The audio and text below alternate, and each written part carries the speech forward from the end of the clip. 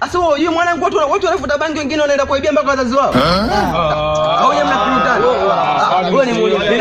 Mimi nakwambia. Sikiliza. Wachane nayo hapa. Simniangalie ile mechi ya Simba na Mashujaa.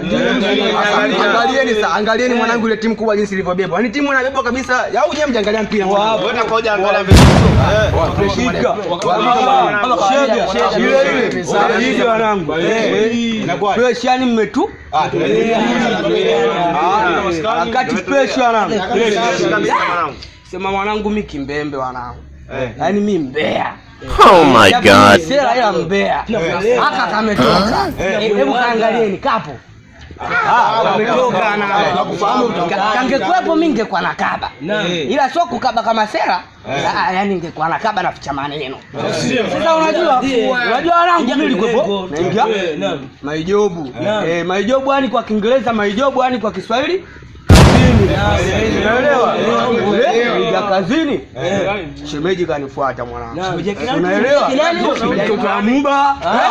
Chuchu la muba hivi bwana. Umenifuata. Baba. Hakika si unaelewa? Shemeji subiri. Unaona hii? Sio mbaya nimsubiri. Hebu sikiliza kwanza, sikiliza. Bila la matumizi ni umwachie ujue kila kitu. Shida nini? Tulia sasa mwanangu, mimi sinakuambia. Kanifuata shemeji. Mimi na taarifa umfikishie mume wangu. Kaambia mimi naelekea kazini saa hizi tunaelewa. Saa 18 hii tabia. Oh my god.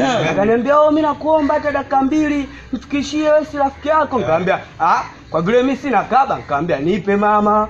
Akanipa, si unaelewa? Unajua taarifa gani Masela? Unajua taarifa gani? Oya. Mimi mkeo kaniagiza hivi.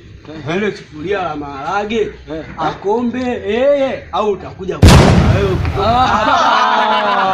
Yaani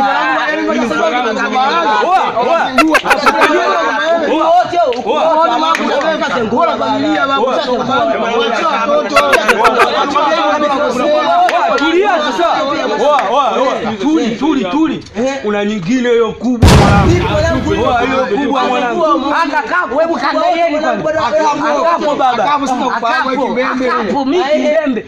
Hiyo kubwa sasa. Unaelewa? Akaniambia hivi, lile godoro lokojolea.